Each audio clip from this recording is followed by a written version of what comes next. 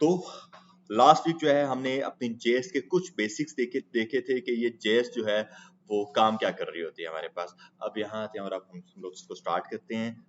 A24 batch हमारी JavaScript आ जाती है और टेम्पलेट्स में अब किसी को कोई मसला नहीं होना चाहिए, या है? सबको क्लियर हो चुका है रिस्पॉन्सिवनेस के साथ? डन है? ग्रेट।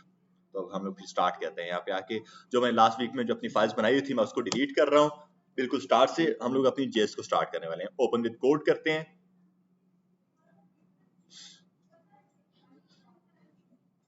और बस इसको चेक करते हैं। तो सबसे पहले मैं क्या काम कर रहा हूँ, सबसे पहले आकर मैं अपनी एक फाइल जनरेट कर रहा हूँ जिसका नाम index.html एक हो जाएगा और उसके अंदर मैं सारा अपना कोड ऐड करूंगा। मैं अपना सारा पहले वो बॉयलरप्लेट लेकर आता हूँ क्योंकि मैं HTML इसलिए बना रहा हूँ बिकॉज मुझे अपनी जेएस को इसके साथ लिंक करना है।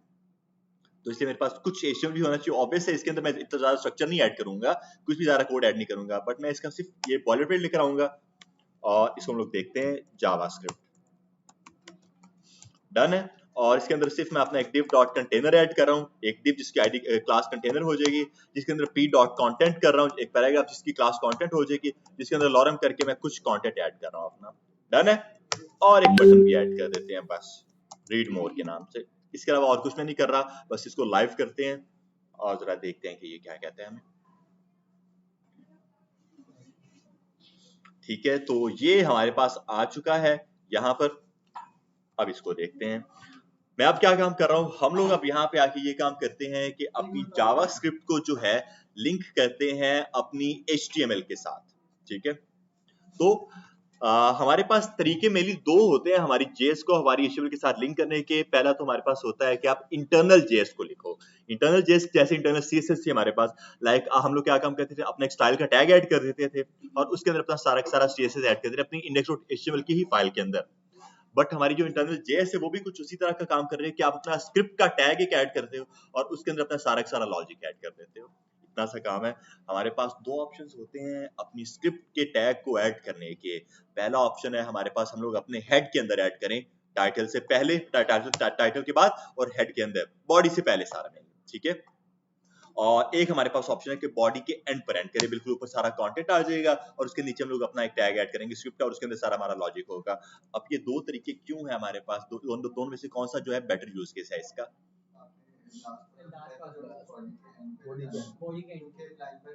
एग्जैक्टली हमारी लाइन बाय लाइन एग्जीक्यूशन होने वाली है। यहाँ पर हर कोड की लाइन बाय लाइन और कैरेक्टर पर कैरेक्टर एग्जीक्यूशन होती है।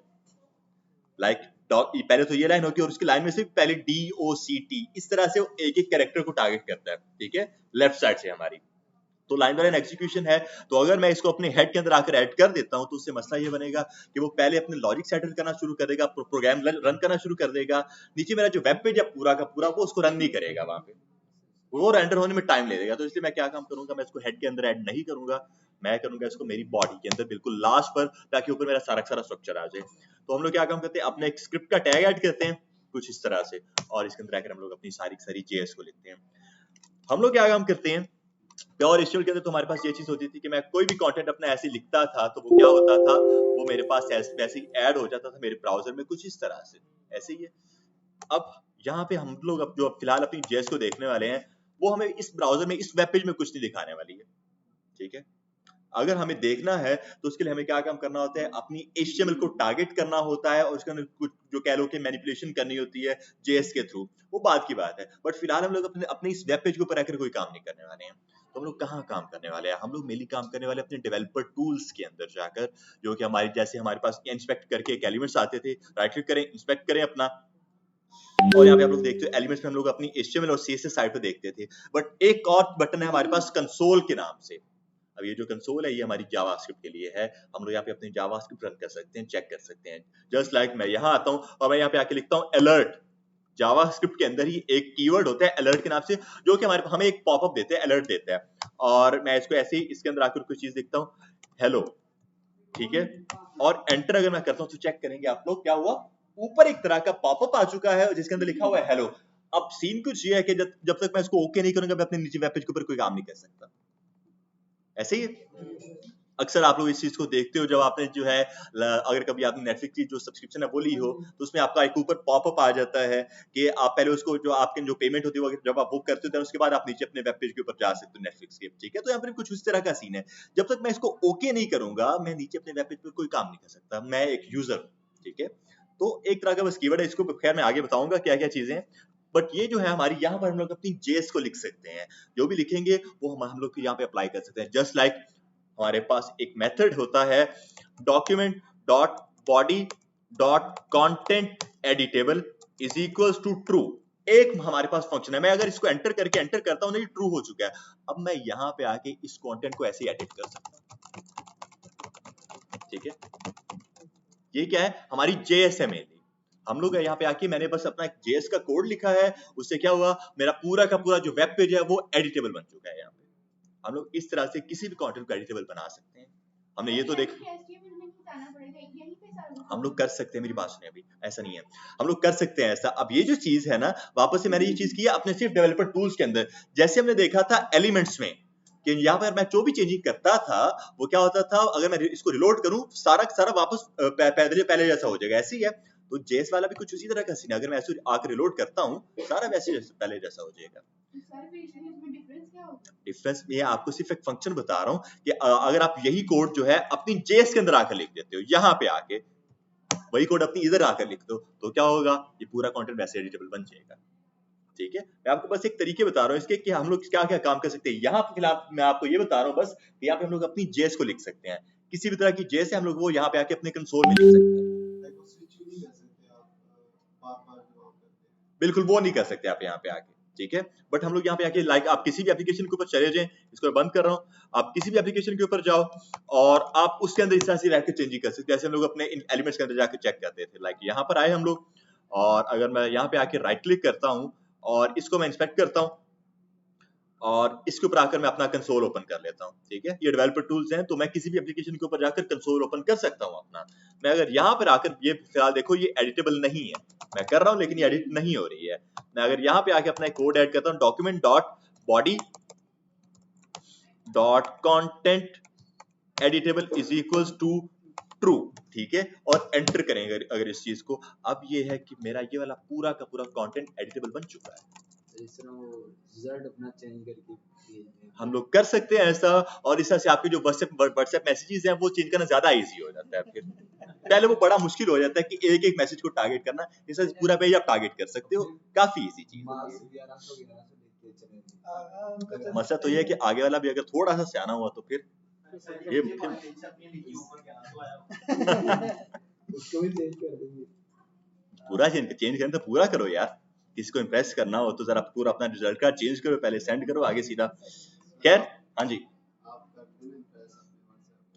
नहीं मेरा वर्ड, मुझे किसी को इम्प्रेस करने की जरूरत नहीं है ना, मसला ये है।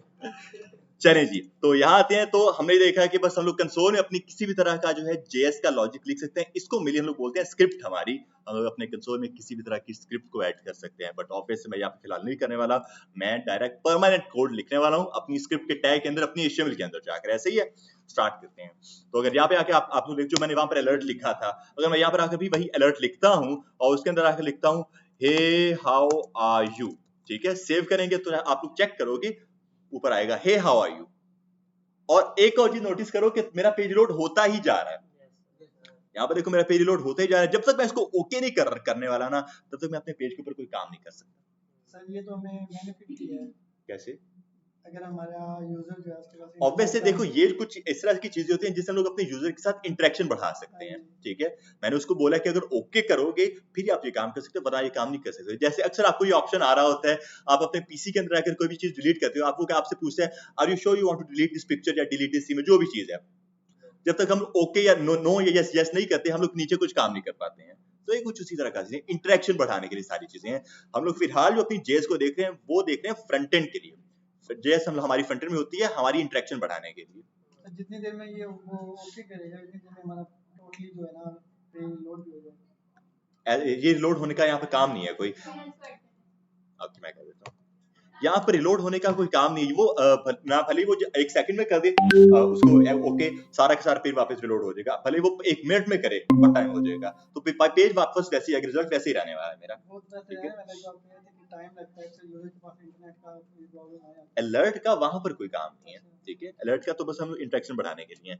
तो खैर ये चीज बाद की बात है, हम लोग यहाँ पे आके अब अपना प्रॉपर कोड लिखते हैं, और अगर हमें अपने कंसोल के अंदर आकर कोई भी चीज ऐड करनी है ना, तो हम लोग क्या काम करते हैं, हम लोग कंसोल डॉट लॉग एक चीज लिखते हैं। कंसोल हमारे पास एक तरह का मेथड होता है, कंसोल डॉट लॉग करके हम लोग क्या काम कर सकते हैं, इस कंसोल के अंदर आकर कोई भी चीज लिख सकते हैं।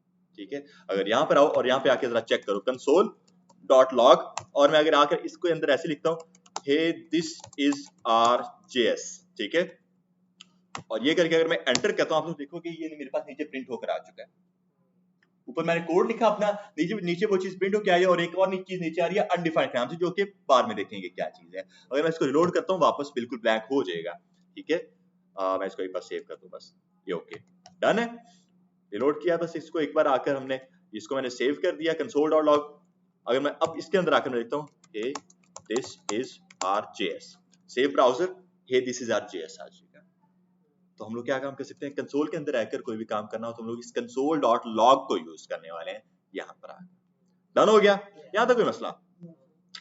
ठीक है, तो इसको मैं जरा एंड कर रहा हूँ। यहाँ पर हम लोग बात करने वाले हैं जरा सी अपने वेरिएबल्स के बारे में, कि वेरिएबल्स क्या चीज होती है। वेरिएबल्स हमने अपनी CSS के अंदर भी देखा था कि क्या काम कर रहे होते हैं, उसमें तो हमारा बहुत कम काम था वेरिएबल्स का, बट यहाँ पे बहुत ज्यादा काम है। यहाँ पर कह लो कि सारा का सारा काम ही नहीं था, इनके बगैर कोई काम ही नहीं हो सकता हमारा। तो वेरिएबल्स क्या काम थे, करते थे वहां पर कि आप अपनी एक वैल्यू, कोई भी आपकी वैल्यू है, आप उसको एक वेरिएबल के अंदर स्टोर करवा सकते हो, फिर आप अपने उस वेरिएबल को कहीं पर भी कॉल करवा सकते हो, वो आपका काम करेगा। ऐसे ही था। उसके बाद आप कभी भी उस वेरिएबल के ऊपर जाकर कोई भी चेंजिंग करते हो उसकी वैल्यू में, तो वो चेंजिंग हर उस वेरिएबल में अप्लाई होगी जहां पर आपने उस वेरिएबल को कॉल करवाया हुआ है। ये सारे काम थे। तो यहाँ पे आके हम लोग अपना वेरिएबल बनाते हैं। तो हमारे पास 3 तरीके होते हैं अपने वेरिएबल्स बनाने के, और मैं फिलहाल एक तरीका यूज करने वाला हूँ यहाँ पे, वेर का। VAR वेर होता है, इसको कुछ लोग वार पढ़ते हैं, कुछ लोग वेर पढ़ते हैं। आई गेस इसकी जो प्रॉपर है प्रोनाउंसिएशन वो वेर है, तो वेर इसको करते हैं। ठीक है, वेर इसकी प्रॉपर जो है प्रोनाउंसिएशन है, तो मैं वेर करूंगा यहाँ पे आके, और उसके बाद हम लोग क्या काम करते हैं, आगे अपना प्रॉपर एक वेरिएबल बनाते हैं। मैं कहता हूँ वेर और name is equals to var name, बस मैंने इतना किया यहाँ पे आके, इतने से क्या हुआ है, मेरा एक वेरिएबल बन चुका है। ठीक है, हम लोग इसको कोई वैल्यू भी असाइन कर देते हैं, var name is equals to, और उसके बाद मैं करूंगा इसको एक स्ट्रिंग के अंदर सिंगल कोट या डबल कोट मेरे। ठीक है, अब स्ट्रिंग क्या चीज होती है, जरा इसके बारे में थोड़ा सा आपको आइडिया दे तो आगे इस पर मैं बात करूंगा।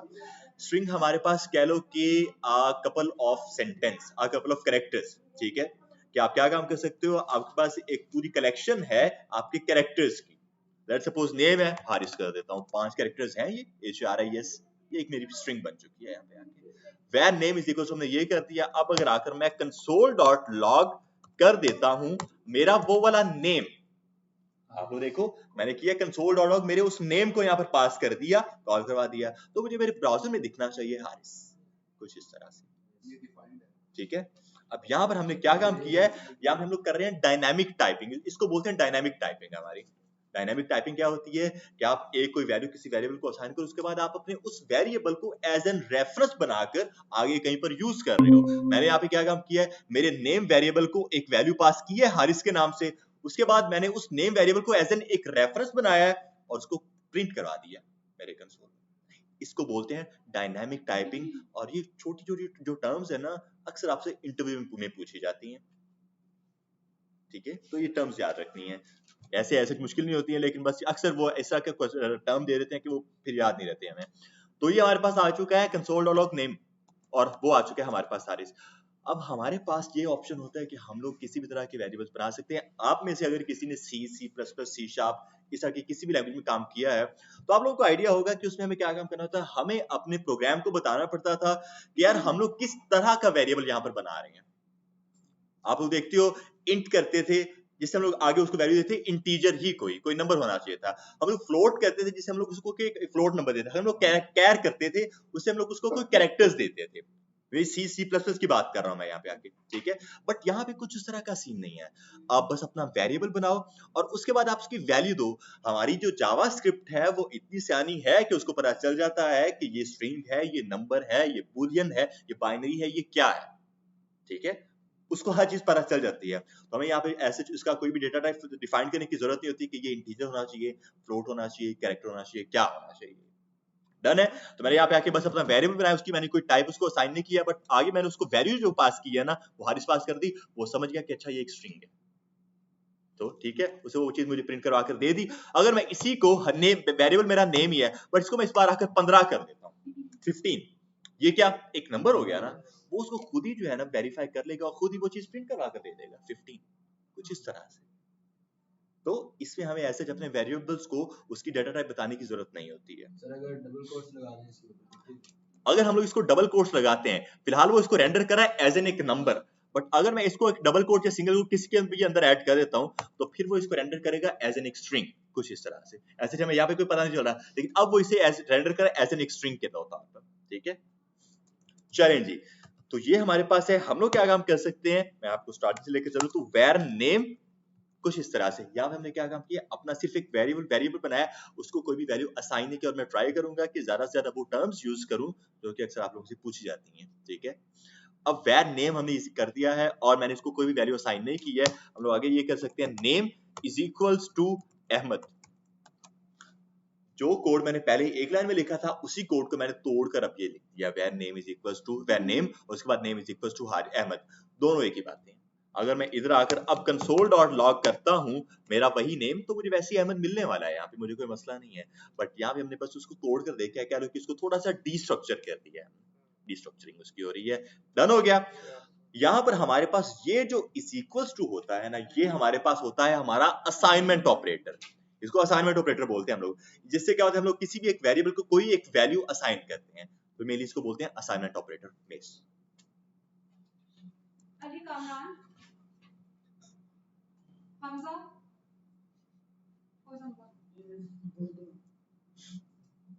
सैयद फैजान शान,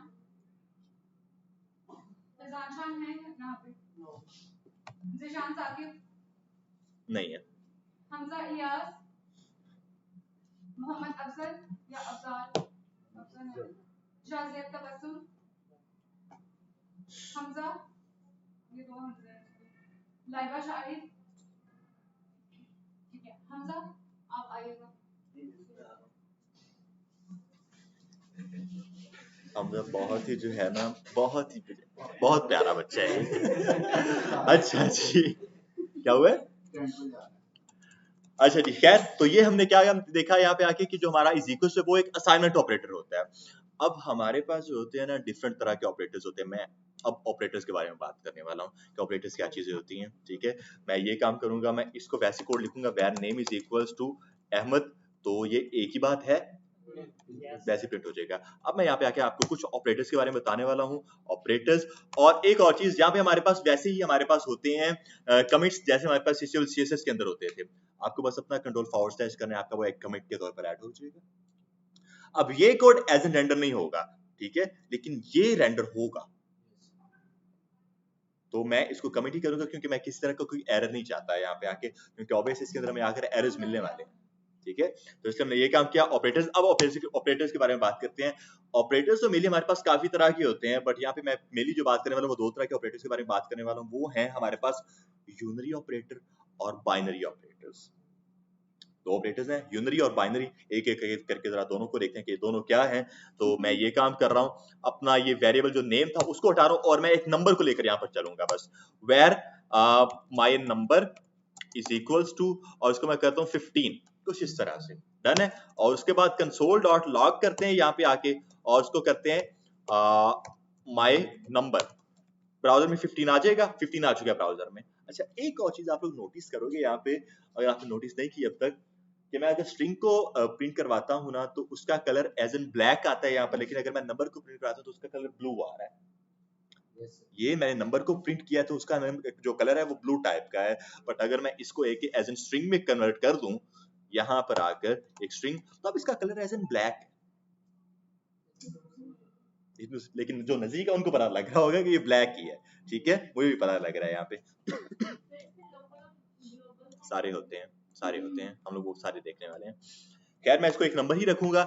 हम लोग बात करने वाले थे अपने यूनरी ऑपरेटर्स और बाइनरी ऑपरेटर्स के बारे में। तो मैं अब यहाँ पे आके अपना एक ऑपरेटर्स का एक कमेंट ऐड कर रहा हूँ, ऑपरेटर्स, और इसमें आप लोग कुछ हिस्सा से अपना कमेंट ऐड करते हो, लाइक स्टार्टिंग में अपना ये डबल डैश ऐड करते हो, डबल स्लैश। ऑपरेटर्स आ चुके हैं। अब यूनरी ऑपरेटर के बारे में बात करते हैं।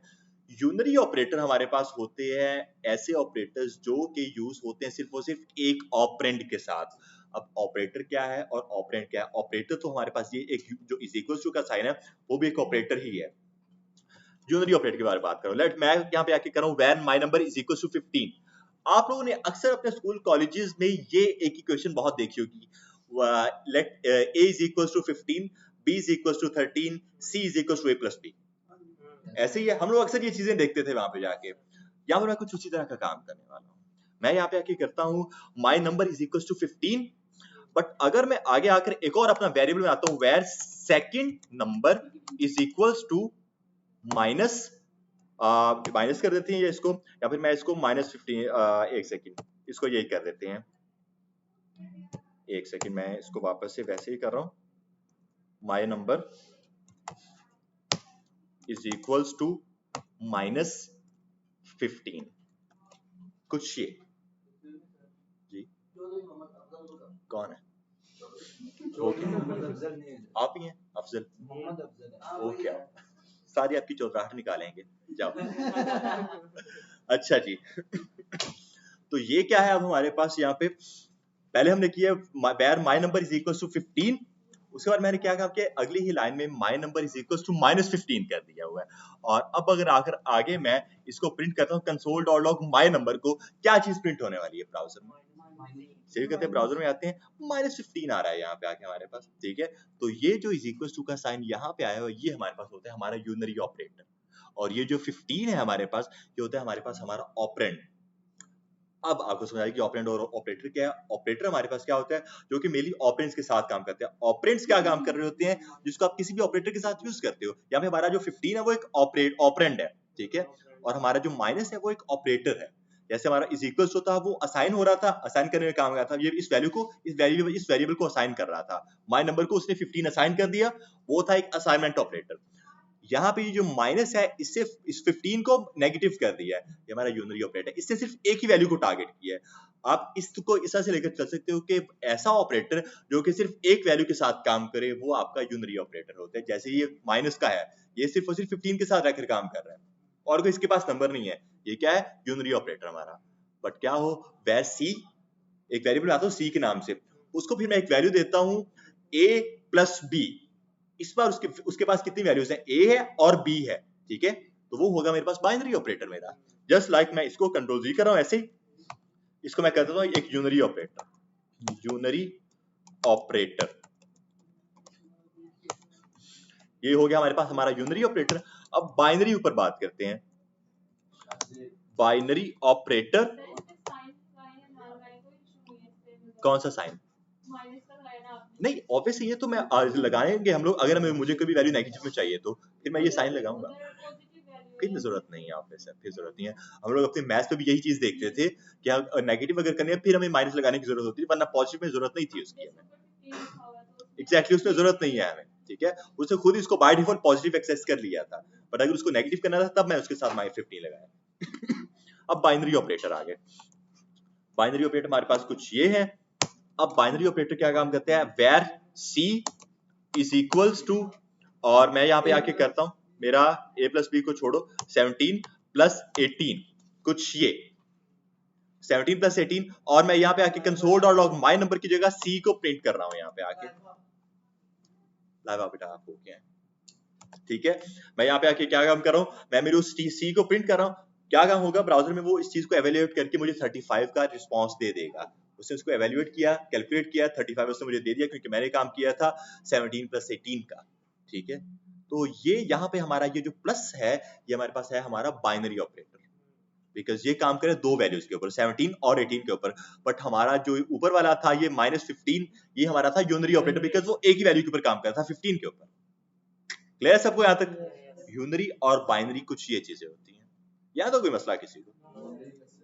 हाँ सिर्फ 2 से ज्यादा वैल्यूज नहीं ऑब्वियस हो सकते हैं, बिल्कुल हो सकते हैं, तो हमारे पास एज एन यूनरी आती हैं और बाइनरी सॉरी आती हैं, ठीक है। अब आप अफसल आप क्या कह रहे थे कि यूनरी में हमें मसला है। अब देखिए मैं इस चीज को थोड़ा सा और जो है ना ये कर देता हूँ। नहीं, ये मेरा वेरिएबल है, वेर सी जो है एक नया वेरिएबल है, आप जितनी मर्जी वेरिएबल्स बना सकते हैं। तो मैंने एक और अपना वेरिएबल बनाया सी के नाम से, पहले मेरा वेरिएबल है माय नंबर के नाम से, एक और मैंने अपना वेरिएबल बनाया सी के नाम से, ठीक है। अब यहाँ पे आओ, वेर माय नंबर मेरा वेरिएबल है और मैं करता हूँ my number is equals to -10। By default क्या है, और इधर से आकर इसको हटा देते हैं। लेट्स सपोज मैं हटा रहा हूँ इस चीज को, आकर यूनरी ऑपरेटर को ऊपर ले जाते हैं, ठीक है। ये है my number is equal to -10। अब देखो अगर मैं इसके साथ ना लगाता हूं ये नहीं लगाता तो क्या होता है, console dot log my number अगर हम लोग करते हैं यहां पर आकर क्या होता है, मुझे 10 मिलने वाला है। यहाँ 10 और 35 नीचे वाले को एवेल्यूएट कर रहा है और 10 ऊपर वाले का 10, ठीक है। इसके साथ कोई साइन नहीं है, मींस वो पॉजिटिव का साइन है। अगर मैं इसके साथ आकर माइनस कर देता हूँ कुछ इस तरह से, अब वो पॉजिटिव वैल्यू क्या है, वो एक नेगेटिव वैल्यू बन चुकी है यहाँ पे आके। अब वो जो नेगेटिव का साइन है ना, वो हमारे पास हमारा यूनरी ऑपरेटर है, क्योंकि वो मेरी एक पॉजिटिव वैल्यू को चेंज कर रहा है, या पॉजिटिव कह सकती है या कोई भी वैल्यू हो सकती है आपकी, उसको वो चेंज कर रहा है यहाँ पे आके, और वो एक ही वैल्यू को चेंज कर रहा है। ये भी बात है, सिर्फ एक वैल्यू को चेंज कर रहा है वो। कोई भी ऐसा ऑपरेटर जो आपकी सिर्फ एक वैल्यू को चेंज करो, उसको मैनिपुलेट कर रहा हो, वो आपका यूनरी ऑपरेटर है। और ऐसा ऑपरेटर जो आपकी मल्टीपल वैल्यूज को चेंज करो, मैनिपुलेट कर रहा हो, वो आपका बाइनरी ऑपरेटर है। 17 माइनस 18 कर देते, फिर माइनस जो वो एग्जैक्टली 17 माइनस 18 अगर मैं करता हूं यहाँ पे आके, तो ये मेरा बाइनरी ऑपरेटर है, बिकॉज ये दो वैल्यूज को मैनिपुलेट कर रहा है, एक को नहीं कर रहा। डन हो गया यहाँ तक, कोई मसला यहाँ तक किसी को भी?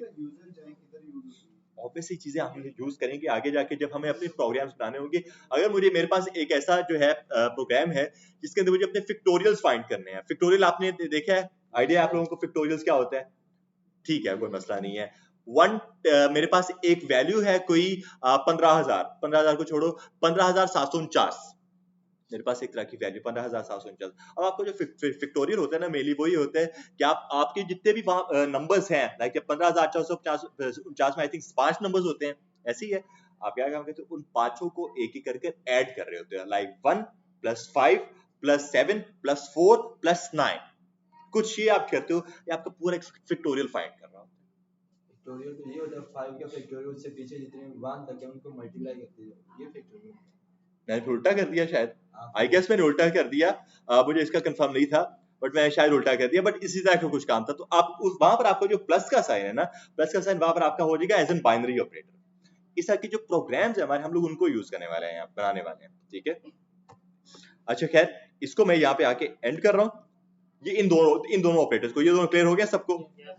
क्लियर है सबको यहाँ तक आके? हम लोग अब बात करते हैं जरा अपने असाइनमेंट ऑपरेटर के बारे में।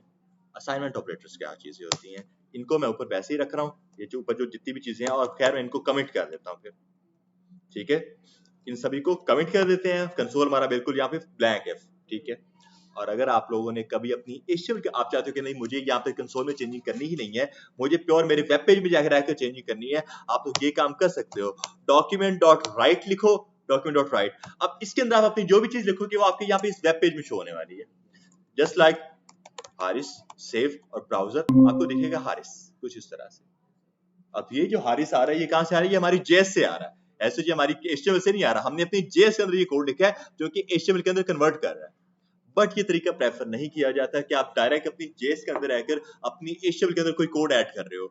आप अपनी JS के अंदर अपनी HTML के कोड को मैनिपुलेट करो, वो बेस्ट होता है।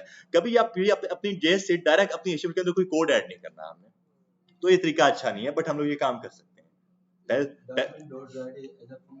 ये एज एन फंक्शन काम कर रहा है ना, राइट हमारे पास एज एन फंक्शन काम कर रहा है। और पहले तो ये भी होता था कि वो यहाँ पे हमें कंसोल में एक वार्निंग देते जब हम लोग अपनी document.write को यूज करते थे, अब उन्होंने वो वार्निंग हटा दी है, बट ये यूज नहीं करना है हम लोगों ने। दो हम यूज करें ये ओवरराइड हो सकता है? लाइक मतलब अगर हमने पहले में लिखा हारिस से document.write में, दूसरे में लिख दिया कोई और नाम, ऐसा नहीं होता। वो क्या होता, दोनों चीजों को प्रिंट करेगा, document.write हेलो कंट्रोल D हे, ठीक है, कुछ इस तरह से दोनों को चीजों को वो प्रिंट करेगा एक साथ, कुछ इस तरह से। दो फंक्शन बार-बार बार बार हम लोग ये भी काम कर सकते हैं कि यहीं पर अपनी जेस के अंदर रहकर अपने HTML के टैग्स को जनरेट कर सकते हैं। लाइक मैं ये कर सकता हूँ कि इसको एक H1 के अंदर ऐड करूँ, इसको H2 के अंदर ऐड कर दूँ, वो सारे काम हम लोग कर सकते हैं। तो खैर इसको हम लोग देखते हैं बाद में। अब हम लोग बात करने वाले अपने असाइनमेंट ऑपरेटर के बारे में कि असाइनमेंट ऑपरेटर क्या काम करते हैं। तो असाइनमेंट ऑपरेटर के ऊपर चलते हैं हम लोग यहाँ पे। ओके, ये है हमारे पास हमारा असाइनमेंट ऑपरेटर। ठीक है, तो असाइनमेंट ऑपरेटर क्या काम कर रहे थे? असाइनमेंट ऑपरेटर हमारे पास मेनली वही होते हैं जो कि आपकी एक वैल्यू को जो है ना कोई असाइन करते हैं। मैं आता हूँ यहाँ पे और मैं आपको यहाँ पे अब एक और चीज बता दूं कि आपके पास ये ऑप्शन होता है कि आप अपनी स्ट्रिंग को अपने किसी भी डेटा टाइप के साथ, अपने किसी भी तरह के वेरिएबल्स के साथ जो है कनकैट कर सकते हो, अटैच कर सकते हो। ऊपर हमने एक चीज देखी है वेर सी वाले के अंदर, मैं आपको ये चीज दिखाऊं और मैं -3 कर रहा हूं, मैं इसको प्लस कर रहा हूं। ठीक है, 17 + 18 35 अप्रोक्सीमेटली ऐसी है ना, 35 आ जाएगा। आगे हमारे पास कुछ इस तरह से। यहाँ पे वो क्या काम कर रहा है, उसको मिला है एक नंबर और दूसरा भी नंबर ही है, तो उसने खुद ही चेक कर लिया कि अच्छा ये दोनों नंबर्स हैं, मुझे इनको ऐड करना है यहाँ पे आके। अगर मैं बीच में माइनस करता तो उसे ऑफिस से सब्ट्रैक्ट करना था। बट क्या होता कि अगर एक मेरा नंबर होता और एक मेरा कैरेक्टर होता, ये होता मेरे पास हारिस, तो इसको लाइक मैं रख रहा हूं मेरे एक स्ट्रिंग के अंदर। ठीक है, अब क्या हो रहा है, where c is equals to 17 plus Haris. अब किस चीज को ऐड करेगा? अब वो कुछ इस तरह का काम करेगा, 17 हारिस। क्या काम करते हैं, अगर जो डेटा टाइप है वो सिमिलर ना हो आपके, वो क्या काम करते हैं, उनको आपस में सिर्फ जोड़ देता है, अटैच कर देता है, ऐड नहीं करता उनको। नंबर्स को वो ऐड कर रहा था बट स्ट्रिंग और नंबर को वो ऐड नहीं कर सकता, तो वो उसको अटैच कर देगा उसके साथ यहाँ पे। तो हमने इस चीज से ये देखा है कि हम लोग किसी भी तरह के अपनी डेटा टाइप को किसी दूसरे डेटा टाइप के साथ जोड़ सकते हैं, कनकैट कर सकते हैं, अगर हमें कोई मैसेज शो करवाना अपने कंसोल में। ऐसे ही है, तो जरा इसको करके देखते हैं। हाँ जी, 17 18 को हम कोड्स के अंदर लिख दें तो 17 18 लिख देगा या उनको प्लस कर देगा। किसके अंदर लिख दें? अच्छा हाँ, अगर मैं इसको लिखता हूँ, बिल्कुल आप सही बात किया आपने, अगर मैं इसको 18 लिखता हूँ ना तो वो भी इसको साथ में जोड़ देगा, ऐड नहीं करेगा। 17 18 कुछ इस तरह से आ जाएगा वो, क्योंकि ये हमारे पास एक स्ट्रिंग हो चुकी है। बट अगर वापस से मैं डबल कोट अपने हटाता हूँ, फिर एक नंबर हो जाएगा वो, फिर वो उनको ऐड करेगा। अब वो कनकैट करे, इसको मिली कनकैटिनेशन बोल रहे होते हैं हम लोग। ठीक है, कनकैट कर रहे हैं उनसे सब चीजों को ये। ठीक है, तो मैं यहाँ आता हूँ, 17 + 18 वापस उससे ऐड कर दिया, 35 आ चुके हैं हमारे पास। अब आते हैं नीचे असाइनमेंट ऑपरेटर के ऊपर, और मैं सिंपल आके यहाँ पे ये कर रहा हूँ console.log, और हम लोग इसको देते हैं कुछ अपनी चीजें। मैं करता हूँ मैं ऊपर अपने कुछ वेरिएबल बना रहा हूँ। पहले तो दो वेरिएबल्स अपने बनाते हैं, where a is equals to 10, where b is equals to 15। दो वेरिएबल्स है मेरे पास। ठीक है, अच्छा एक और चीज, मैं जैसे कंट्रोल एस करता हूँ मेरा सेमीकोलन खुद ही ऐड हो रहा है बाहर साइड में, बट ये जरूरी नहीं है। हमारे पास जेएस के अंदर सेमीकोलन इतना इंपॉर्टेंट नहीं होता, आप इसको हटा सकते हो, आपको कोई एरर नहीं मिल रहा है। ठीक है, बट ये थोड़ा सा बेहतर बता, क्योंकि मैंने आपको बताया एक्सटेंशन इंस्टॉल किया प्रीटियर के नाम से, जैसे कंट्रोल एस करता हूँ वो उसको थोड़ा सा प्रीटी कर देता है बस। तब तो जाके मसला बनेगा जहां यूज नहीं होना वहां पे हमने लगा दिया। हाँ, तब वो वैसा मसला बनेगा यहाँ पे। ये हो गया, तो दो मेरे पास वेरिएबल्स हैं, where a is equal to 10, where b is equal to 15। मैं कहता हूँ the sum of a and b is कुछ ये, और उसके बाद क्या है, आप देखोगे ये मेरे पास क्या है, एक तरह की स्ट्रिंग है। एक स्ट्रिंग है ना ये, क्योंकि सिंगल डबल कोट के अंदर आ चुकी है। अब मैं इसको कनकैट करने वाला हूँ एक तरह की एवेल्युएशन के साथ, और अभी हमने देखा कि कनकैट किया जा सकता है प्लस के साइन के थ्रू, हम लोग कर सकते हैं कनकैट। ऐसी है, अगर मैं करता हूँ प्लस कुछ इस तरह से, और अब इसके साथ अगर मैं कोई भी अपना फंक्शन लाइक ऐड कर दूं, मैं बोल देता हूँ a + b कुछ इस तरह से। अब पता है वो क्या काम करेगा, अब वो ये काम करेगा the sum of a and b is, string से बाहर निकला, उसके बाद a की वैल्यू 10 प्लस 15 की b की वैल्यू 15, दोनों को एवेल्युएट करना स्टार्ट कर देगा। मैं जैसे इसको कंट्रोल एस करता हूं और इसको सेव करके ब्राउजर में चलते हैं, आप लोग देखोगे क्या आ रहा है, 10 15। मैं इसको बस ब्रैकेट्स में ऐड कर देता हूं कुछ इस तरह से, बस बिकॉज़ वो प्लस मल्टीपल हो गया ना, ये कुछ इस तरह से। सम of a and b is 25। अब यहाँ पे देखो हो क्या रहा है हम लोग अपनी एक स्ट्रिंग को अटैच कर रहे हैं अपनी एक तरह की एवेल्युएशन के साथ। a + b हमने कर दिया, ऑब्वियसली माइनस प्लस यहाँ पे कुछ भी हो सकता था, लेट्स सपोज मैं वो सारे करता हूँ। सम, उसके बाद subtraction of a and b, और मैं यहाँ पे आके इस बार प्लस की जगह माइनस कर दूंगा। उसके बाद एक डिवाइड के लिए और एक आएगा मेरा मल्टीप्लिकेशन के लिए। कुछ इस तरह से। अच्छा, अब एक इंपॉर्टेंट चीज याद रखना, क्योंकि जो कि अक्सर बिजनेस को जो है कंफ्यूज करती है, वो ये है कि ये जो भी मैं अपनी स्ट्रिंग के अंदर कोई भी वैल्यू ऐड करता ना, वो होती है मेरी स्टैटिक वैल्यू, उसका मेरी एवेल्यूएशन के साथ कोई भी लिंक नहीं होता, ठीक है। वो हम लोग जो भी अपनी स्ट्रिंग के अंदर वैल्यू ऐड करते हैं वो होते हैं हमारे समझने के लिए। ऐसा नहीं है कि यहाँ पे मैंने चेंजिंग नहीं की है, अगर यहाँ पे मैंने सम ही लिखा हुआ है तो वो मेरे इस कोड को भी जो है इफेक्ट कर रहा होगा, ऐसा नहीं होने वाला है यहाँ पे, ठीक है। ये सिर्फ कह रहा हूं कि एक स्टैटिक मैसेज होता है आपके लिए। मैं इसको सेव करके आप ब्राउजर में दिखाऊं, आप लोग देखोगे मेरी सारी की सारी एवेल्यूएशन ठीक हो रही है, 25 है, -5 है, 0.6 है, 150 है, बट साइड में उनके जो मैसेज है वो सम ही है सबका, ऐसे ही है। बिकॉज ये स्ट्रिंग के अंदर मैंने आपको बताया जो भी आप वैल्यू ऐड करो, जो भी चीज ऐड करोगे वो आपकी स्टैटिक चीज होती है, उसका आपके लॉजिक्स के ऊपर कोई काम नहीं होता, कोई लिंक ही नहीं होता आपके लॉजिक के साथ उसका। बट हम लोग ये काम ऑब्वियस से करते हैं, इसलिए करते हैं ताकि हम लोग कंफ्यूज ना हो कि अगर हमने इसको इस लॉजिक के साथ लगाया हुआ है और इसके साथ भी लगाया, ऊपर वाला तो सब लोग समझ जाते हैं कि उसको सब ऐड कर रहा है। अगर किसी को कोई मेरा कोड ना देखे और वो मैं देखे डायरेक्ट मेरा रिजल्ट, तो वो देखेगा कि sum of a and b is 25, ठीक है, subtraction of a and 5 is -5, ठीक है, sum of a and b is 0.666, वो सोचेगा कि ये क्या हुआ है यहाँ पे आके, वो देखेगा कि ये सम नहीं होगा, ये डिवाइड होगा, ठीक है। तो ये जो है एक तरह का सिर्फ मैसेज होता है जो कि स्टैटिक होता है। और मैं आपको बता दूं कंसोल सिर्फ हमारे लिए, यूजर के लिए नहीं है, डेवलपर्स के लिए कंसोल होता है, डन है। तो आप लोग इस तरह से जो भी चीज लिखो console.log करके, वो सिर्फ और सिर्फ आपके देखने के लिए होता है। आप लोग मुझे बताओ कि आज से पहले या कभी भी आपने कभी भी किसी वेबसाइट के ऊपर जाकर कंसोल उसका ओपन किया इस तरह से? नहीं किया, क्योंकि यूजर क्यों ओपन करेगा? यूजर का काम होता है वेब पेज के अंदर, डेवलपर्स का काम होता है कंसोल के अंदर। वो इसमें काम करते हैं इसलिए ताकि अगर उनको कोई भी एरर आ रहा है उनको पता चले कि अच्छा कंसोल में क्या एरर आ रहा है। तो यूजर का इसके साथ कोई काम ही नहीं है, ये हम लोग अपने लिए देख रहे हैं इन सब चीजों को, डन है। चलें जी, तो मैं यहाँ पे आके बस ये कर रहा हूँ, द डिवीजन इसको करते हैं, द डिवीजन, और लास्ट वाले को द मल्टीप्लिकेशन, डन हो गया।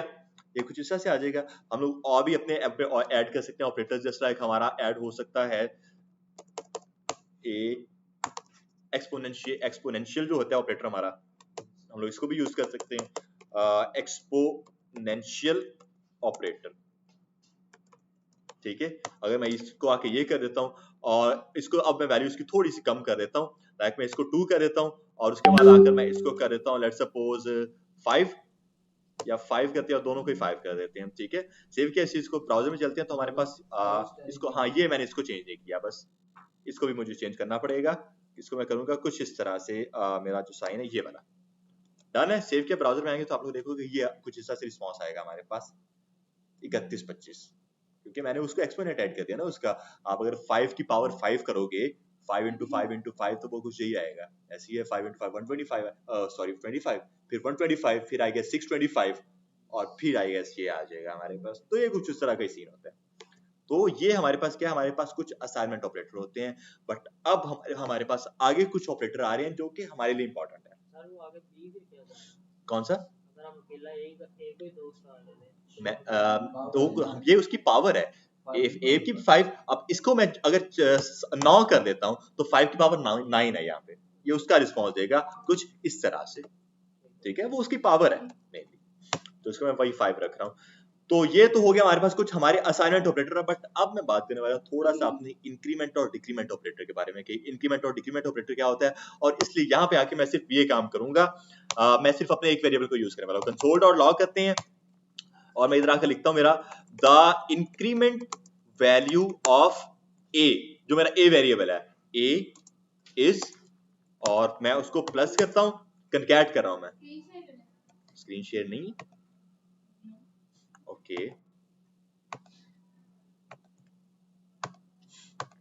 ठीक है। तो क्या सीन है हमारे पास यहाँ पे, हमने यहाँ आया मैं और मैं बोल रहा हूँ the increment value of A is, और मैं यहाँ पे आके करता हूँ मेरा ए प्लस प्लस, कुछ इस तरह से ए प्लस प्लस। अब डबल प्लस लगाते हैं, अगर मैं सिंगल प्लस लगाता हूँ तो क्या होगा, मुझे एरर मिलने वाला है, क्योंकि अगर हम लोग सिंगल प्लस लगाते हैं वो इसको लेता है as an binary operator. Binary operator मैंने अभी आपको बताया कि क्या होता है, वो हमेशा दो वैल्यूज को चेक करता है, तो इसको अगर एक वैल्यू मिलेगी इस से तो उसको एरर दे देगा। अगर मैं आगे कोई और वैल्यू ऐड करता हूँ फिर मुझे एरर नहीं देगा, बट अगर मैं कोई एक वैल्यू ऐड करूंगा तो मुझे एरर देगा कि भाई आपने बाइनरी ऑपरेटर यहाँ पर यूज करने की कोशिश किया तो दूसरी वैल्यू कहाँ पर है, ठीक है। तो अगर मैं इसी प्लस को जो है पहले यूज करता हूं तो ये मेरा हो जाएगा यूनरी ऑपरेटर। ऐसे ही ये हमने बात कर ली। तो मैं इसको जो है बाइनरी ऑपरेटर भी नहीं बना रहा, मैं इसको बना रहा हूं इंक्रीमेंट ऑपरेटर डबल प्लस लगाकर। इसका ये मतलब होता है कि वो उसको उसके अंदर एक और नंबर ऐड कर देगा। लाइक मेरे पास ए की वैल्यू क्या है पहले 5, तो होना चाहिए a प्लस प्लस 6 हो जाएगा। फिर ये मेरे पास ये 6 होना चाहिए। बट आप चेक करोगे सेव करके, अगर मैं आपको मेरा ब्राउजर दिखाता हूं तो आएगा मेरे ब्राउजर में the increment value of a is 5। वो उसको 6 नहीं करा, उसने उसको 6 नहीं किया है, ठीक है। और अब एक और कोड लिखते हैं, एक और लाइन का कोड लिखते हैं, और इस बार आकर मैं ये करता हूं, इस बार प्लस प्लस ये कर रहा हूं कुछ इस तरह से।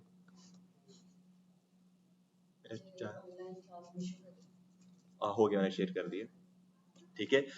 क्या है हमारे पास यहाँ पर, अब पहले मैंने प्लस प्लस जो है वो बाद में ऐड किया था, बट अब मैंने प्लस प्लस पहले ऐड किया है। और अब जरा चेक करते हैं कि क्या वैल्यू हमारे पास ए की वैल्यू क्या थी 5, और ये हो गया। और सेव करके अगर हम लोग आते हैं हमारे ब्राउजर के अंदर चेक करेंगे तो देखेंगे increment value of A is 7, ठीक है। अगर मैं यहाँ आता हूँ, इसको मैं कमिट कर दूं, एक लाइन को कमिट करता हूँ, तो वो क्या दिखा रहा है, मुझे 5 दिखा रहा है। बट अगर मैं एक लाइन को अनकमिट वापस करता हूं तो वो फिर मुझे 7 दिखा रहा है। अब ये क्या चक्कर बन गया? अब तो इसके बारे में बात करते हैं हम लोग कि मैंने जब ऐड किया इन चीजों को, प्लस प्लस मैंने बाद में ऐड करने का क्या मतलब हुआ। हमने देखा यहाँ पे कि बाद में ऐड कर रहे हैं तो वो उसको नहीं इंक्रीमेंट कर रहा, बट अगर पहले ऐड करें तो 2 बार इंक्रीमेंट कर रहा है। हम हमारे देखने में तो यही लग रहा है ना, हमें ऐसे ही है। अब इसको देखते हैं, जब आप लोग अपना प्लस प्लस जो है वो बाद में ऐड करते हो आपके वेरिएबल के, वो होता है आपका पोस्ट इंक्रीमेंट। यहाँ पे बात करें मतलब पोस्ट इंक्रीमेंट और प्री इंक्रीमेंट की, ये दोनों चीजें क्या है। पोस्ट इंक्रीमेंट होता है, मैंने आपको अभी स्टार्टिंग में बताया हमारा कोड कैसे चलता है, लाइन बाय लाइन एग्जीक्यूशन है हमारे कोड की, और कैरेक्टर बाय कैरेक्टर एग्जीक्यूशन भी है, ऐसे ही है। तो यहाँ पे पता है क्या हो रहा है, यहाँ पे आके वो प्रिंट करवा रहा है the increment value of A is a 5, वो लिख रहा है the increment value of A is 5, वो ये लिख रहा है। उसके बाद वो चेक रहा है कि उसके बाद ये एडिशन हो रही है, इसके अंदर पहले नहीं हो रही है, उसके बाद एडिशन हो रही है। वो उसने प्रिंट पहले कर दिया, एडिशन उसके बाद हो रही है। एडिशन होगी लेकिन वो शो नहीं करवाएगा क्योंकि डिस्प्ले पहले आ चुका है। उस यहाँ पर अगर मैं इसको कमिट करता हूं ना, आप लोग देखोगे 5 आ रहा है, increment value of A is 5। ये 6 हो चुका है बट उसने प्रिंट उसको पहले करवा दिया है यहाँ पे आके, इसलिए हमें 6 शो नहीं हो रहा है यहाँ पे। अगर मैं उसके बाद आता हूं यहाँ पर, और यहाँ पे आके अगर मैं ऐसे ही ये कर दूं ना, प्लस प्लस ना लगाता हूं, नाउ द वैल्यू इसको लिखते हैं, now the value of A is कुछ ये, ठीक है। अब आप लोग देखोगे अब इसकी वैल्यू क्या है, 6 है। तो इसका ये मतलब है कि उसने यहाँ पे एडिशन कर दी थी, बट उसने उसको जो प्रिंट करवाया था वो पहले करवा दिया था, बिकॉज ये रेंडर करता है लाइन बाय लाइन और कैरेक्टर बाय कैरेक्टर।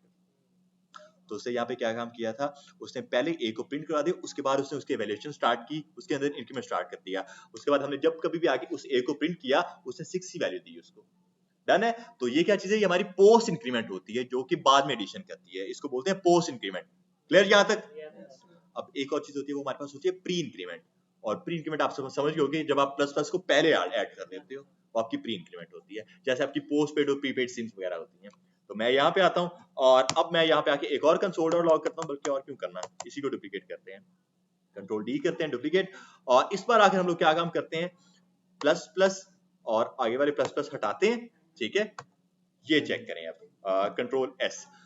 तो बाय डिफॉल्ट यहाँ पे उसने ए बाय डिफॉल्ट ए की वैल्यू 5 है, उसमें एक चीज वो इसमें एक चीज प्रिंट होगी, वो 6 हो गया, ठीक है। Now the value of A is 6 आ जाएगा। उसके बाद वो क्या काम कर रहा है, उसको कर रहा है प्लस प्लस, पहले इंक्रीमेंट कर रहा है, तो ये हो जाएगा हमारे पास 7 कुछ इस तरह से।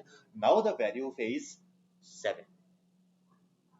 अगर मैं इसको इसी ए को ये कर देता हूं प्लस प्लस, ये इसको मैं यहाँ पे नहीं रखता, इसको जो है मैं यहाँ पर रखता हूं, तो मुझे जरा बताएंगे लाइबा कि ये अब क्या चीज प्रिंट होने वाली है।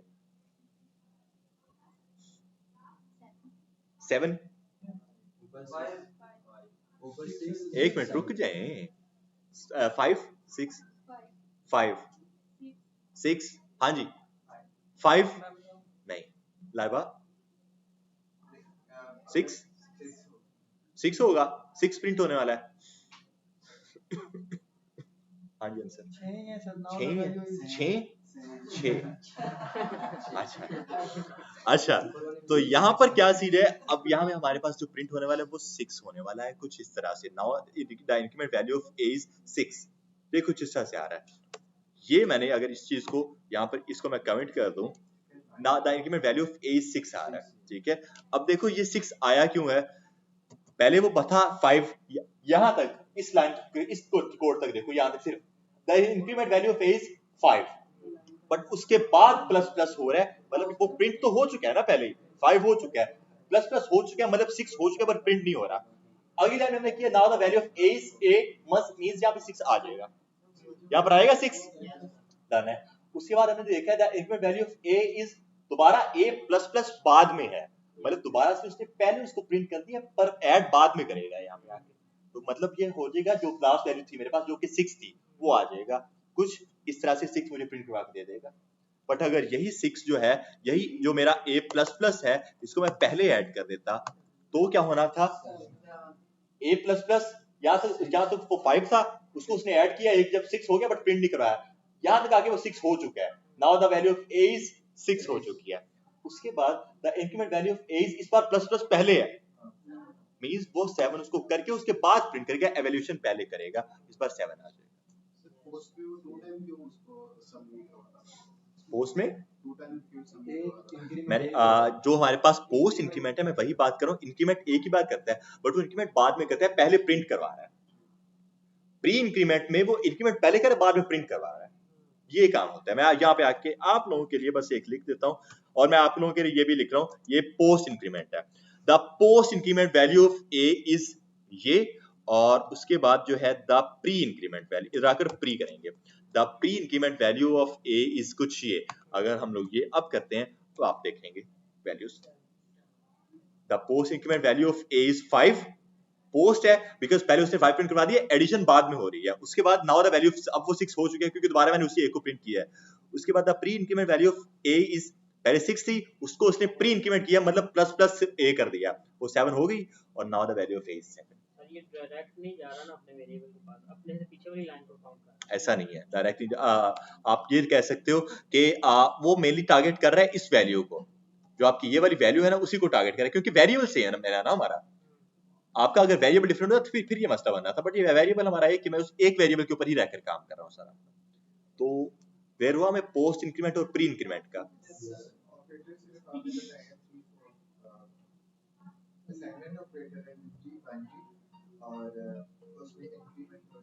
हाँ मेरे लिए यही है, आगे बहुत से आगे बिटवाइज है बट वो मैं थोड़ा सा आगे आकर पाऊंगा, अभी उस पर बात नहीं करेंगे। यहाँ तक क्लियर है सबको, यहाँ तक कोई भी मसला डन हो गया हमजा सबको, गुड है। तो अब हम लोग, हाँ मुझे है, हाँ जी बताएं, बताएं ये देखें, दिखाएं, ये जो a प्लस a है, प्लस अपने प्लस से पीछे a वाले है, a को टारगेट कर इसको रहा है, टारगेट कर रहा है, तो ठीक ये है। डायरेक्ट वेरिएबल के पास क्यों नहीं जा रहा उधर? 5 मैंने वही बात कही कि वेरिएबल सेम है, वेरिएबल सेम है। मैं आपको ये चीज बता दूं, var a is equals to 5, but अगर मैं आगे a is equals to 10 करता हूं ना, लाइन बाय लाइन एग्जीक्यूशन के मुताबिक मेरा 5 अब किसी काम का नहीं है। हाँ जी, मेरा a की वैल्यू इस बार अब 10 हो चुकी है, अब वो आगे 10 से स्टार्ट कर देगा। अगर अब आप लोग देखो 11 12 इधर वैल्यूज आने वाली हैं, नीचे देखें 11 12 आने वाली हैं, ठीक है। बिकॉज क्या होता है हमारे पास, वो हमेशा टारगेट करते हैं आपकी, हमेशा जो आपकी पिछली वैल्यू होती है, हमेशा ऐसा नहीं कहते कि टॉप वैल्यू वो काम आएगी। जैसे हमारी सेल्स की प्रॉपर्टीज के, अगर सेम प्रॉपर्टी को दोबारा अप्लाई करते हैं तो पिछली प्रॉपर्टी ओवरराइट होती है, यहाँ पर भी कुछ वही काम है। सेम वेरिएबल को दोबारा असाइन करें, दोबारा उसको कोई वैल्यू दें तो पिछली वैल्यू का कोई काम नहीं रह गया, न्यू वैल्यू पर काम करेगा अभी, ठीक है। तो यहाँ पे वो वही काम कर रहा था, 10 जब हो गया यहाँ पे आगे, उसके बाद वो उस 10 के ऊपर आकर काम करेगा, 5 उसके किसी काम का नहीं है। जहाँ पे ये अपडेट हो रही हैं चीजें यहाँ पे आके, तो वो 6 के ऊपर या 11 के ऊपर काम करेगा, अब उसके लिए 5 या 10 किसी काम के नहीं है। डन हो गया। स्मॉल कैपिटल में मतलब बिल्कुल, ये जो है हमारे पास केस सेंसिटिव होता है, हमारी जो जेस है वो केस सेंसिटिव है।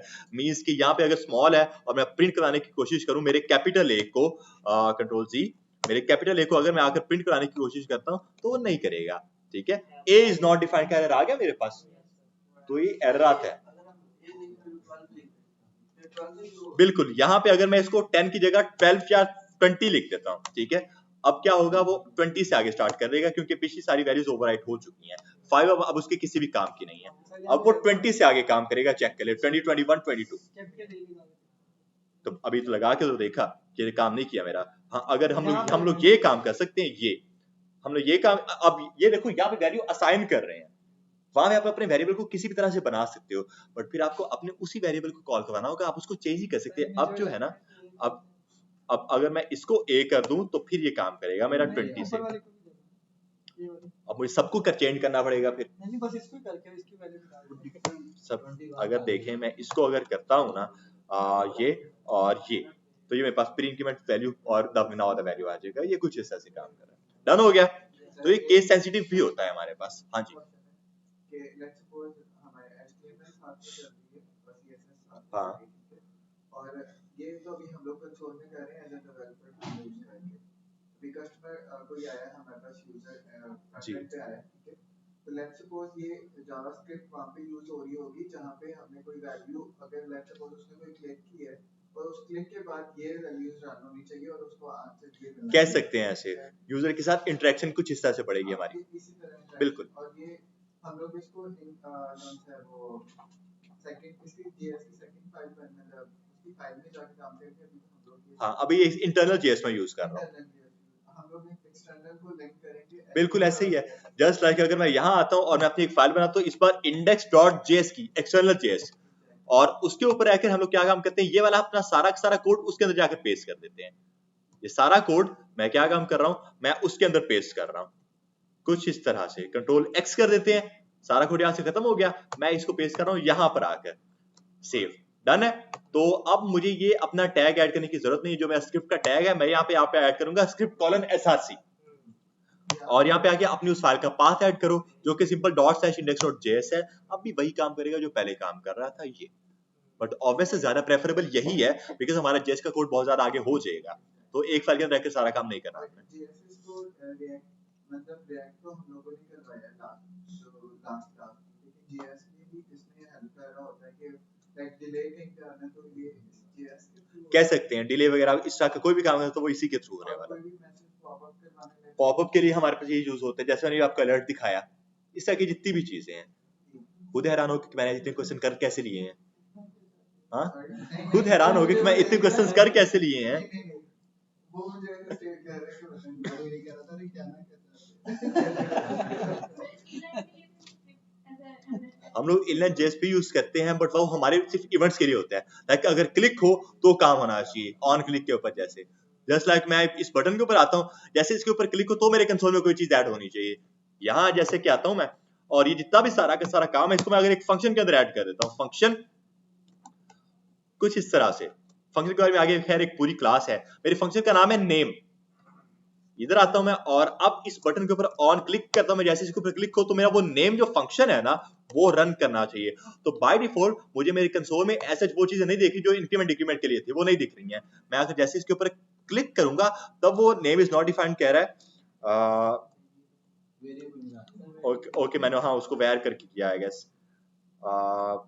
इतना अगर मैं इसको भी खत्म करता हूँ एक, और ये नेम मैं इसको चेंज करूंगा, इसका माई फंक कर देते हैं, माई फंक, ठीक है, माई फंक, और उस माई फंक को जो है मैं कॉल करवा रहा हूँ माई फंक।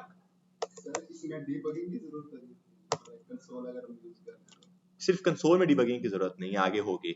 तो ये चेक करें, अगर मैं यहाँ पे आके अब इसको रन करता हूँ, रीड मोर क्लिक किया तो अब चेक करें, अब मेरे increment by default increment decrement नहीं आ रहा है। यहाँ पे आके मैं जैसे इसके ऊपर क्लिक करता हूँ तब आ रहा है now the value of age 21। तो ये है हमारे पास हमारी इनलाइन जेएस जो कि इवेंट्स के साथ काम करती है। कोई इवेंट फायर होगा तब हमारा जेएस का एक लॉजिक रन होगा। आप लोग जो प्रेफर करते हैं जो एक्सटर्नल है उसी में मुझे नहीं लगता कि ये करना थोड़ा कोड को ज्यादा एम्बिगुअस कर देता है। लेट्स सपोज अगर हम लोग यही जो सा इवेंट है बटन के लिए वहां पे अगर करेंगे तो ज्यादा इजी है। हमारे पास ऑप्शन होता है आगे ऐड इवेंट लिसनर का, कि यहाँ पर जो काम हम लोग अपनी बटन के ऊपर आकर कर रहे हैं ना, लाइक मुझे अपनी एचटीएमएल के अंदर आ रहा हूँ मैं, जो कि ऑब्वियसली प्रेफरेबल नहीं है। हम लोग क्या काम करते हैं आगे जेएस के अंदर कि अपने इस बटन को पहले अपनी जेएस के अंदर जाकर टारगेट करते हैं और फिर वहां पर उसके ऊपर ये इवेंट अप्लाई करते हैं। सर ये ठीक है, हाँ जी, आपने सिर्फ इधर आके फंक्शन को कॉल किया, कॉल इसमें वो जेएस तो नहीं ना अप्लाई, जेएस तो उसी फाइल में आप जेएस उसी फाइल के ऊपर, मैंने वही बात की कि इनलाइन जेएस जो है वो सिर्फ और सिर्फ इवेंट्स के ऊपर काम करती है कि आप सिर्फ आप अपने इवेंट्स को फायर कर सकते हो और कुछ भी नहीं। जिसमें हम सीएसएस करते हैं सारा कुछ उधर ही स्टाइल वगैरह लगा के, इधर वो सीन नहीं है। वो सीन नहीं है ऐसी तरह सा। लाइक यहाँ पे ऐसा नहीं हो सकता कि आप पेन पे अपना फंक्शन भी बनाओ फिर उसको यहाँ पर कॉल भी करवा रहे हो, ऐसा नहीं हो सकता। वो आपका एक सेपरेट होगा फिर उसको यहाँ पर कॉल करवा रहे हो। इसीलिए तो HTML के अंदर ही कर रहे हैं JS। खैर आगे हम लोग इसको अपनी जेएस का प्योर आगे जेएस के ऊपर जाएंगे, एचटीएमएल का कोई काम नहीं होगा, फिर जेएस के ऊपर आके सारा काम करेंगे। JS के अंदर ही सारी HTML आ गई। अब यहाँ तक बताओ कोई मसला है किसी को? कुछ चीजें क्लियर हुई वेरिएबल्स के बारे में और डेटा टाइप्स के बारे में, स्ट्रिंग और नंबर मैंने आपको बताया सिर्फ यहाँ तक आके। अब मैं थोड़ा सा आपको और बताना चाहूंगा यहाँ पे, और वो बताऊंगा मैं आपको टेम्पलेट लिटरल्स के बारे में। टेम्पलेट लिटरल्स क्या चीजें होती है हमारे पास? टेम्पलेट लिटरल हमारे पास होते हैं ये। आप लोग देखोगे मैंने यहाँ बाहर जो है अपना यूज किया डबल कोट्स वगैरह, और एक मसला बन जाएगा अगर मुझे क्या हो, मैं चाहूं कि मुझे ना मेरे डबल कोट्स मेरे इस स्ट्रिंग के अंदर भी चाहिए। अगर मैं आके इसको ऐड करने की कोशिश करता हूं तो आप लोग देखो कि एरर आ जाएगा सीधा मेरे पास। आगे एरर कंसोल एस करते हैं, सेव करते हैं, वो क्या बोलेगा? ये missing after argument list error आ चुका है, सिंटैक्स का एरर आ चुका है हमारे पास यहाँ पे। हम लोग ये काम कभी भी नहीं कर सकते हैं कि आपके बाहर जो सराउंडिंग हो वो भी डबल कोट्स हो और फिर आप अंदर भी डबल कोट्स ऐड कर रहे हो। या ये होना चाहिए कि आपके सराउंडिंग में जो है सिंगल कोट हो, फिर अंदर आप डबल कोट यूज कर सकते हो, या फिर आपके सराउंडिंग में डबल कोट हो, अंदर आप सिंगल कोट यूज कर सकते हो। ऐसा नहीं हो सकता कि बाहर भी सेम हो और अंदर भी सेम हो जाए, ये मसला बनता है। लाइक अगर मैं यहाँ आता हूँ और अगर अंदर मैं सिंगल कोट यूज करता हूँ वो काम करेगा मेरा, कंट्रोल एस किया, मेरा अंदर सिंगल कोट आ जाएगा। अच्छा इंक्रीमेंट मैं अपने फंक्शन को अब खत्म कर रहा हूँ, तो मैंने फंक्शन को कॉल करवाया हुआ है, मैं अपने फंक्शन को खत्म कर रहा हूँ, ठीक है। तो अब चेक करेंगे आप लोग, तो मेरा ये आएगा, कॉल करवाने की जरूरत नहीं है ना मुझे, ये है कि मैंने ऐड कहाँ पे की है? अच्छा ये मेरा फंक्शन है, सॉरी मैंने मेरे फंक्शन को खत्म करना है यहाँ पे, ठीक है, सेव। तो अब आप लोग चेक करेंगे यहाँ पे आएगा मेरे पास ये सिंगल कोट अब ऐड हो चुका है यहाँ पे आके। इसलिए हुआ क्योंकि बाहर मेरे पास डबल कोट, लेकिन अगर बाहर भी सिंगल कोट होता तब मसला खड़ा करना था। लाइक अगर मैं बाहर भी सिंगल कोट करता हूँ कुछ इस तरह से तो वो काम नहीं करेगा, बाहर भी सिंगल कोट अंदर भी सिंगल कोट तो वो काम नहीं कर रहा। तो सराउंडिंग में या तो दोनों चीजें डिफरेंट होनी चाहिए, अंदर जो है सिंगल कोट तो फिर बाहर डबल कोट, और अगर अंदर डबल कोट है बाहर सिंगल कोट। लेकिन अगर दोनों यूज करने हो तो ऐसा कभी भी जो है ना काम नहीं बनता हमारा। लाइक ऐसा कभी हमारे पास सिनेरियो नहीं बनता कि मुझे दोनों एक साथ यूज करने पड़ जाए, ऐसा नहीं बनता। लेकिन अगर हो जाए ऐसा तो हम लोग फिर क्या काम करते हैं, वहां पे हम लोग अपनी उन टेम्पलेट लिटरल्स को यूज करते हैं जो कि कह लो कि हमारे पास हमारे बैकटिक्स होते हैं, और आपका जो बैकटिक होता है वो आपके वन के साइन के साथ होता है। वन का जो आपका बटन होता है वन उसके साथ होता है, आपका साथ वाला बटन है, टू वाला नहीं, वन के साथ जो है। तो मैं यहाँ आता हूँ और मैं यहाँ पे आके ये खत्म करता हूँ स्ट्रिंग सिंगल कोट, और यहाँ पे आके मैं ऐड कर रहा हूँ ये मेरी बैकटिक होती है ये, और इसको मैं यहाँ पे एंड पर भी बैकटिक ही कर दूंगा कुछ ये।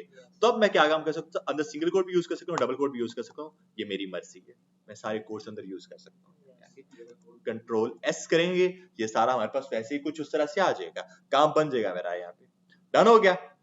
बट सिर्फ इतना सा काम नहीं होता हमारे इन टेम्पलेट लिटरल्स का। खैर टेम्पलेट लिटरल तो मैंने भी बताया नहीं, ये बैकटिक थे। टेम्पलेट लिटरल हमारे पास कुछ ये होते हैं, आप लोग देखोगे यार कि मेरा ये जो कोड है ना पूरा का पूरा, वो उसमें कितना ज्यादा प्लस प्लस माइनस माइनस कितना ज्यादा मैंने लगाया हुआ है यहाँ पे आके। ऐसे ही है, अगर और कुछ चीजें ऐड हो तो वो फिर मेरे लिए मसला कर जाएंगी। जैसे कि मैं एक कोड छोटा सा कोड लिख रहा हूँ यहाँ पे आके, यहाँ आते हैं और मैं यहाँ पे आके कोड लिखता हूँ कुछ वेरिएबल्स का। मैं पहले अपने वेरिएबल बना रहा हूँ, ऊपर वाले सारे कोड को मैं कमेंट कर रहा हूँ फिर दोबारा से, डन है सारा कोड कमेंट, मेरा कंसोल वापस से बिल्कुल ब्लैंक। इधर आ जाते हैं, दोबारा अपना कोड ऐड करते हैं जिसमें इस कोड में मैं लिख रहा हूँ मेरा var name is equals to Haris, var age is equals to कोई भी कर दो यार, 40 कर दो, एग्जैक्ट है ये लो यार 20 एग्जैक्ट है, डन है 20 एज 20 कर लेंगे हम लोग यहाँ पे आके। उसके बाद वेर करते हैं और एक मैसेज कर देते हैं, where message is equals to hey Haris. मैंने बस अपने 3 तरह के वेरिएबल्स बना दिए हैं यहाँ पे आके, और मैं इसको प्रिंट करने लगा हूँ कंसोल डॉट लॉग। और मैं मेरे लिए यहाँ कुछ ऐसा का मैसेज देना चाहता हूँ, the name of person is Haris, his age is this, his message is this. मैं कुछ ये काम करना चाह रहा हूँ, ऐसे ही है।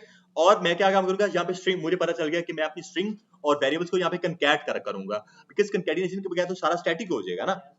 तो मैं यहाँ आता हूँ और मैं यहाँ पे आके अपने यूज करता हूँ पहले डबल कोट वाला, मैं आपको करके दिखाता हूँ। तो मैं लिखता हूँ द नेम ऑफ पर्सन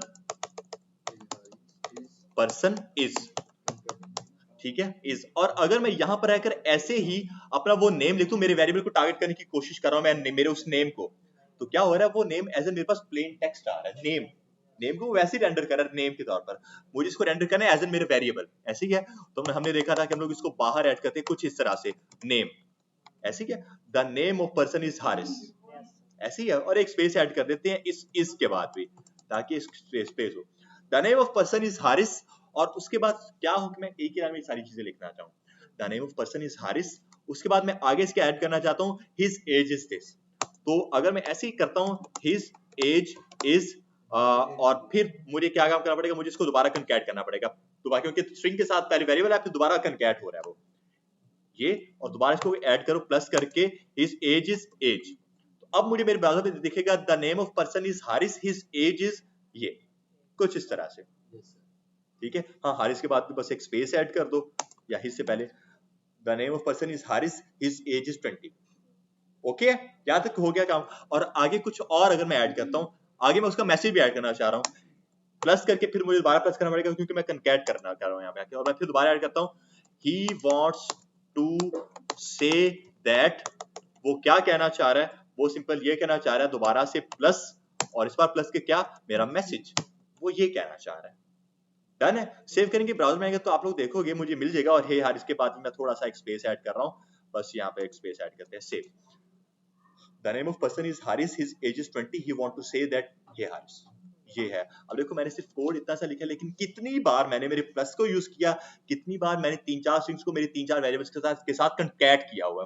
फिलहाल ये 3 वेरिएबल्स से मैंने कोई ज्यादा मसला नहीं बना, 1000 वेरिएबल्स हो, 100 वेरिएबल्स हो, फिर मैं क्या काम करूंगा, कितने मैं प्लस ऐड करूंगा वहां पर जाकर, तो ये मेरे लिए मसला हो जाएगा। तो फिर वहां पर हम लोग क्या काम करते हैं, अपने टेम्पलेट लिटरल्स को यूज करते हैं। वो क्या काम करते हैं, हम इस प्लस से बजाते हैं। यही कोड जो है वो मैं लिख सकता हूं कुछ इस तरह से, console.log, लेकिन इस बार यूज करूंगा मैं मेरे सिंगल कोट या डबल कोट नहीं, बल्कि मेरे बैकटिक्स। टेम्पलेट लिटरल सिर्फ आपके बैकटिक के साथ यूज हो सकते हैं, बैकटिक्स। और इस बार मैं वही कोड लिखता हूं, the name of person is, लेकिन इस बार मुझे प्लस करके बाहर जाने की जरूरत नहीं है, मैं उसी के अंदर आकर क्या काम कर सकता हूं, अपना डॉलर का साइन और कर्ली ब्रेसेस। इससे ये होता है कि वो डायनामिकली आपके वेरिएबल्स को एक्सेस कर सकता है। अब इसके अंदर आकर मैं कुछ भी अपना लिखता हूं ना, लाइक नेम लिखता हूं, मेरा वेरिएबल का नाम, वो बताएगा the name of person is Haris. इस बार वो उसको जो है as an plain text render नहीं कर रहा है, इस बार वो उसको एज एन एक वेरिएबल रेंडर करके दे रहा है मुझे, और इससे ये भी हो रहा है मेरा कोड साफ सुथरा लग रहा है मुझे बार बार प्लस ऐड करने की जरूरत नहीं पड़ रही है। The name of person is Haris, एक और हिज एज इज, जो भी उसकी एज है, आप वापस मैं डायनामिकली अपने उस वेरिएबल को लेकर आऊंगा, डॉलर का sign, curly braces, age, his age is 20, और उसके बाद वापस से वही he wants to say that, वो क्या कहना चाह रहे हैं, वापस डॉलर का साइन, कर्ली ब्रेसेस, क्या है, मैसेज, और वही सारा का सारा काम वैसे प्रिंट होगी। बट ये कोड क्या है और वो कोड क्या, खुद ही देख लें। ये सिर्फ प्लस करने के लिए यूज होता है, जो हमारे पास टेम्पलेट लिटरल है वो डायनामिकली वैल्यूज को कॉल करवाने के लिए यूज होता है, ठीक है। कोई भी वैल्यू, वो आपके आगे फंक्शंस हो सकते हैं, उनको कॉल करवाने के लिए यूज सर इसमें प्रोपोजेस यूज कर सकते हैं, लाइक अगर हमको शक है कि बंदा प्लेस करने में ज्यादा कर सकते हैं, हम लोग कंडीशंस ऐड कर सकते हैं, जैसे मेरे पे शक है आप लोगों को, ठीक है यार, इसको कितना करना चाह रहे हो बता दो मुझे, 25 ठीक है, और 24 कर लेते हैं, डन है। मुझे लगा मुझे आपको किसी ने मेरा आईडी कार्ड दिखाना पड़ेगा आप लोगों को, लेकिन ठीक है 24। हाँ, अब लाइन ब्रेक थोड़ा सा ज्यादा काम हो जाएगा, कल क्लास में बताऊंगा। इसके लिए हमारे पास एस्केप सीक्वेंस होते हैं, हम लोग वो यूज कर सकते हैं, क्योंकि बीआर का टैग जो होता है वो एचटीएमएल के अंदर होता है, जेएस के अंदर नहीं होता, ठीक है। तो इसके लिए हमारे पास एस्केप सीक्वेंस होते हैं, ये चीज चेक कर लो, बस थोड़ा सा वैसे छोटा सा ही काम है। The name of person is Haris, अगर मुझे इसको यहाँ पे एक ब्रेक करना है, मैं क्या काम करूंगा, मैं लगाऊंगा मेरा ये एक स्लैश, उसके बाद एन, बैक स्लैश एन इसको बोलते हैं, ये होता है हमारे पास हमारा एस्केप सीक्वेंस। ये एक आ जाएगा, the name of person is Haris, उसके बाद एक आगे ब्रेक, इसको बोलते हैं एस्केप सीक्वेंस। और एज के बाद भी एक हम लोग ऐड कर देते हैं \n तो ये कुछ इस तरह से आ जाएगा, the name of person is Haris, new line, तो ये न्यू लाइन में आ जाएगा ना। इसको हम बोलते हैं एस्केप सीक्वेंस हमारा, ठीक है। यहाँ तो कोई मसला किसी को भी, थोड़ा ज्यादा काम हो गया, एज की है तो एज चेंज कर तो दी यार मैंने, अब और क्या करूं। चलें जी, पहले तो मैं अपनी रिकॉर्डिंग यहाँ पे